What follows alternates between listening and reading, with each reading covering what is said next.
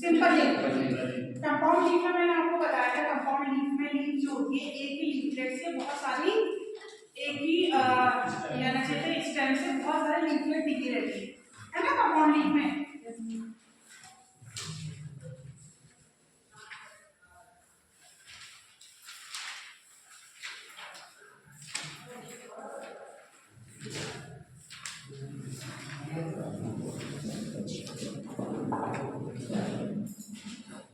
हमने आपको पढ़ाया था टाइप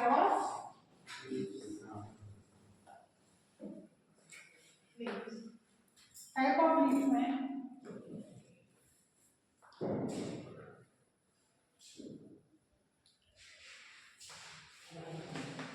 दो टाइप की होती है। एक तो होती है कंपाउंड लीफ,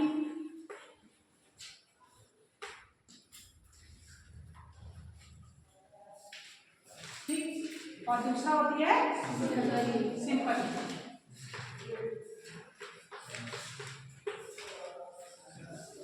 ठीक है, मैंने कंपाउंड लीफ पढ़ाया था और सिंपल लीफ। सिंपल लीफ जो होती है वो ऐसे एक जो स्टेम है, एक स्टेम से एक लीफलेट निकला रहता है और एक लीफलेट में सिर्फ एक लीफ होती है।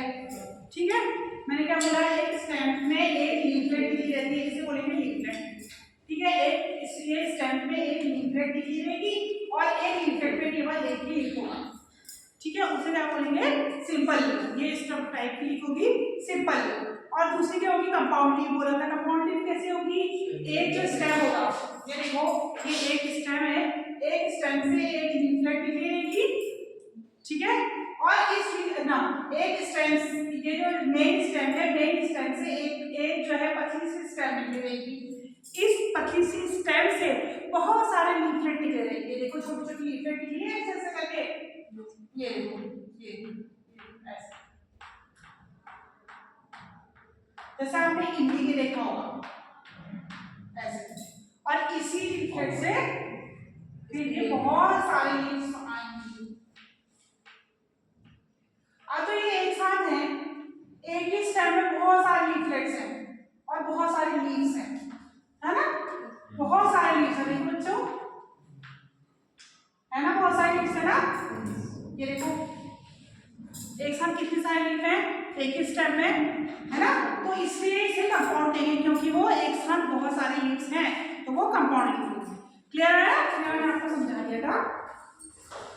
तो पत्तियों के प्रकार तो आप देख सकते हैं, अगर आप लीफ को अगर किसी रूट के साथ डालेंगे या लीफ को आप किसी अदर स्टेम के साथ डालेंगे, तो आपको पता है कि दो टाइप की लीफ होती है, तो उसका अडल्ट्रेशन आसानी से पकड़ पाएंगे, क्योंकि आपको पता है ऑलरेडी कि दो टाइप की लीफ होती है ना। मत समझे नहीं मैं क्या बोल रही हूँ, मैं क्या समझाना चाह रही हूँ, मैं ये समझाना चाह रही हूँ कि लीफ तो आपको पता ही है ना कैसी होती है। एक तो सिंपल हो गई है सिंपल, और दूसरी हो गई कंपाउंड लीफ हो गई। दो ही टाइप की लीफ होगी सारे पढ़ने की। ठीक है, सिंपल लीफ में सारे आ जाएंगी, जैसे ये सिंपल, अब सिंपल लीफ तो एक ऐसी होगी, फिर एक ऐसी भी होती है सिंपल टू लोब्स वाली। बहुनिया बंगली की मालू पत्ता देखा होगा आपने, तो बहुना बंगली की ऐसे होगी ना, टू लोब्स होंगे। टू लोब्स मतलब एक लोब यहाँ और एक लोब यहाँ, बीच में हार्ट का सा होगा, डायग्राम इसका होगा ना। तो इसमें टू लोब्स होंगे ना होंगे। तो इनका जो लीफ का है सेम साइज अलग अलग है होने के बावजूद भी। और तुमने उसका देखा होगा अंगूर का, ग्रेप्स के कैसे होते हैं लीफ, ऐसे ऐसे होंगे, सारे लोब्स होंगे, बहुत सारे लोब्स होंगे इसमें। लोब्स मतलब ये निकले होंगे, बहुत सारे ग्रुप्स होंगे, मतलब कि गड्ढे, बहुत सारे ऐसे ग्रुप्स हैं, और ऐसे गोल राउंड शेप में होगी ना किसकी लीफ, ग्रेप्स की कहते हैं। ठीक है, मगर ये सारी जो टाइप की लीफ होगी वो सारी सिंपल के अंदर आएंगी। ये सारी टाइप की लीफ क्या आएंगी, सिंपल लीफ के अंदर आएंगी। क्यों, क्यों सिंपल लीफ का एक ही फंडा है, एक ही वो है कि उसका स्टेम जो होगा वो मेन स्टेम से एक ही लीफलेट निकलना चाहिए बस, चाहे उसका शेप साइज कुछ भी हो, साइज चाहे छोटा हो बड़ा हो कुछ भी हो, या आकार चाहे गोल हो या बहुत सारा ग्रुप वाला हो, बेबी स्ट्रक्चर हो लीफ का, कैसा भी हो, हेयर लीफ हो, स्मूथ लीफ हो, कैसा भी हो, मगर वो एक स्टेम से सिर्फ एक ही लीफलेट निकली रहेगी, तो उसका चाहे शेप साइज कैसा भी हो वो सिंपल के अंदर ही आएगा, है ना बच्चों। ये सिंपल के अंदर ही आएगा क्योंकि इसमें एक ही लीफलेट है। तो इसका मतलब ये है कि हम अडल्ट्रेशन को हम पकड़ है। हम यही तो पढ़ा रहे हैं, ये टॉपिक क्या है, इवेल्युएशन ऑफ अडल्ट्रेशन, मतलब कि अडल्ट्रेशन का पता लगाना। अगर आपको कोई विंका की लीफ दे देते हैं ऐसा बाय द वे, और उसकी जैसे उसमें कोई ऐसा ग्रीन चीज डाल देते हैं, कोई भी ग्रीन लीफ का क्योंकि कलर ग्रीन होता है और विंका का कलर ग्रीन है, तो हम लेंगे लीफी ड्रैगन, और उसमें अगर कुछ और वो डाल देते हैं, मतलब कि कुछ और अडल्ट्रेशन के लिए कुछ और ग्रीन कलर कुछ और शेप साइज डाल देते हैं, तो आपको पता चल जाएगा ना लीफी ड्रग अलग है और ये शेप साइज, क्योंकि तुम्हें पता है कि लीफी ग्रीन टाइप की होती है। इसके अलावा इनके अलावा कुछ और चीज डालेंगे तो आपको अडल्ट्रेशन का पता चल जाएगा, चल जाएगा ना, क्योंकि हम अभी तो मॉर्फोलॉजिकल कैरेक्टर पढ़ रहे हैं, केवल बाहरी आवरण की वजह से पता लगा रहे हैं। केवल हम ये पढ़ रहे हैं कौन सा टॉपिक, मॉर्फोलॉजिकल कैरेक्टर से हम कैसे पता लगा सकते हैं कि उसमें अडल्ट्रेशन है कि नहीं है, ये पता लगाना है बाहरी, केवल बाहरी आवरण से, मॉर्फोलॉजिकल कैरेक्टर के थ्रू ना।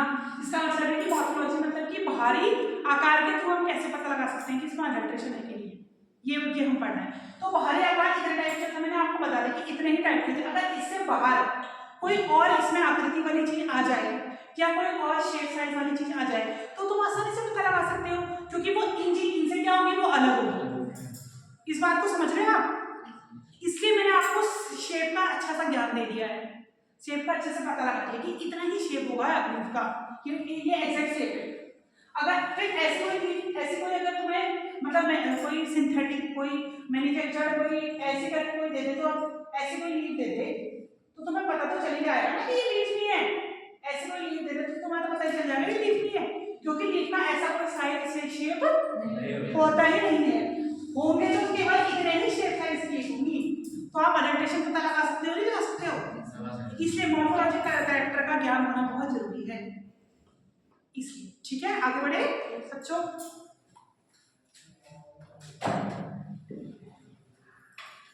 अब दूसरा है कि फ्लावर। फ्लावर का मैंने आपको कल बता दिया था, ये फ्लावर जो होता है वो एक रिप्रोडक्टिव ऑर्गन होता है। रिप्रोडक्टिव ऑर्गन होता है प्लांट का, जो रिप्रोडक्टिव ऑर्गन कौन सा होता है, फ्लावर होता है। क्यों? क्योंकि उसमें अंडाशय होता है, ठीक है, और मतलब कि रिप्रोडक्टिव पार्ट होता है, क्योंकि इसमें कैलिक्स, करोला, एंड्रोशियम, गाइनोशियम होता है। ठीक है, इसमें चार मुख्य पार्ट होते हैं फ्लावर में, कौन सा, कैलिक्स, करोला, एंड्रोशियम और गाइनोशियम, है ना, ये होते हैं।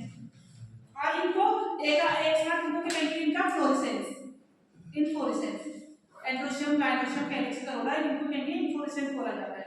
कल मैंने इसको डायग्राम बना के सिखाया था आपको, दिखाया था डायग्राम, दोबारा बनाऊंगी। किसने बनाया वो कॉपी में डायग्राम?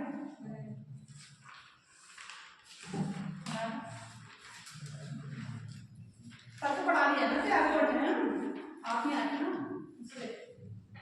ठीक है। अच्छा, अब आता है क्या फ्रूट। फ्रूट के एक फिक्स्ड डायग्राम होते हैं,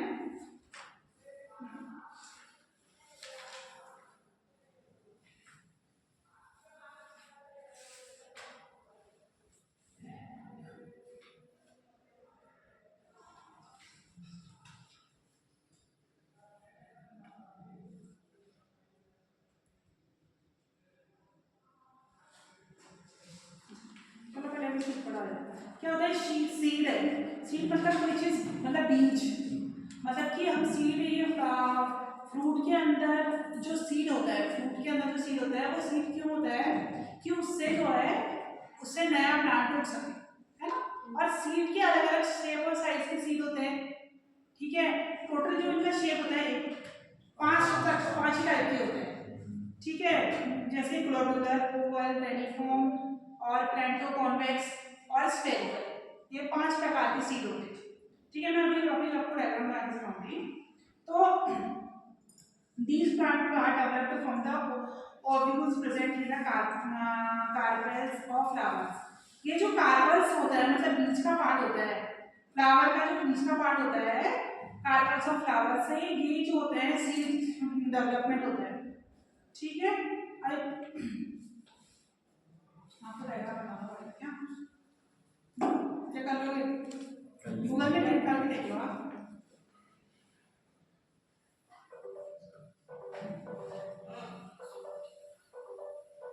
और